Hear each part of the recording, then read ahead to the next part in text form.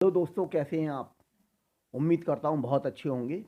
आज आप सभी को पता है रिपब्लिक डे है, 72वां गणतंत्र दिवस। हम सब के लिए एक गौरव का दिन। आज के दिन भारत का संविधान लागू हुआ। बड़ी खुशी की बात है कि इंडिया इस समय, हमारा Bharat, by leaps and bounds progress कर रहा है और हम सब इस बात पर बड़ा गर्व करते हुए इस गणतंत्र पर्व को मना रहे हैं। मैं चाहता हूं कि हम सभी भारतीय राजनीति की बातों से थोड़ा उठकर देश हित में सोचकर अपने अपने तरीके से अपने अपने क्षेत्र में कुछ ऐसा करें जो कि देश के लिए योगदान की बात बने।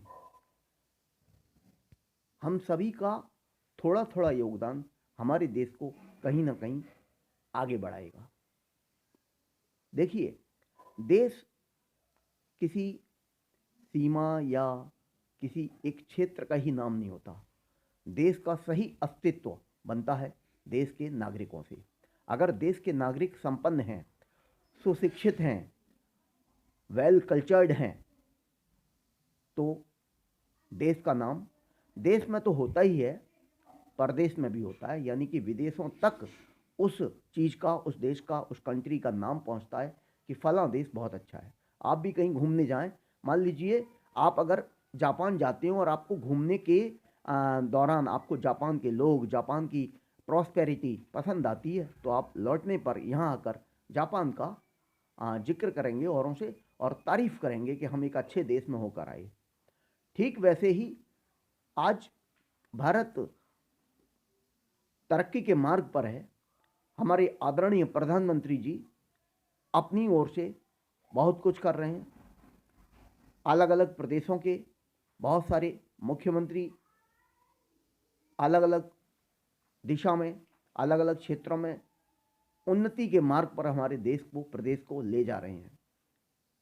हमारे पिछले कुछ वर्षों में हमारे देश से बहुत सारे नेता कहते रहे गरीबी हटाओ, गरीबी हटाओ। शायद गरीबी नहीं हटी, हाँ गरीब बढ़ और गए। लेकिन अभी अभी आप देख रहे हैं, अब हम शायद एक सही मार्ग पर चल रहे हैं और हमारे देश में एक नई क्रांति आ रही है। तो हम सभी चाहते हैं कि हमारा देश, जो यूरोप के बहुत सारे विकसित देश हैं, उन देशों की पंक्ति में उसका भी नाम आ जाए। हमारे देश का कोई भी नागरिक अशिक्षित ना रहे, भूखा ना सोए किसी भी कीमत पर। वो भी हमारे भाई बहन हैं, हमारे दोस्त हैं, हमारे देश के नागरिक हैं। तो जैसे एक परिवार में होता है, एक बड़ा परिवार होता है, जॉइंट फैमिली होती है, तो उसमें एक छोटे से बच्चे से लेकर एक वृद्ध व्यक्ति तक की देखभाल की जाती है, चाहे वो कोई परिवार के लिए काम करने लायक हो या ना हो। ठीक उसी तरह हम चाहते हैं कि हमारे देश के हर नागरिक को सारे अधिकार मिलें, सारी सुविधाएं मिलें और वो देश के उन्नति के मार्ग में कहीं ना कहीं भागीदार बन जाए।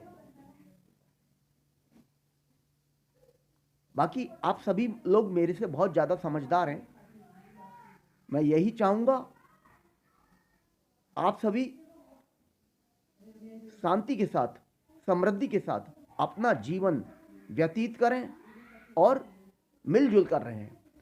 कहते थे, और पहले के ज़माने में, आज वही बात फिर से मैं कह रहा हूँ कि हिंदू, मुस्लिम, सिख, ईसाई सभी लोग इस भारत देश में रहते हैं। हमारा भारत देश एक धर्मनिरपेक्ष देश है और बहुत बड़ा देश है, बहुत बड़ा लोकतांत्रिक देश माना जाता है।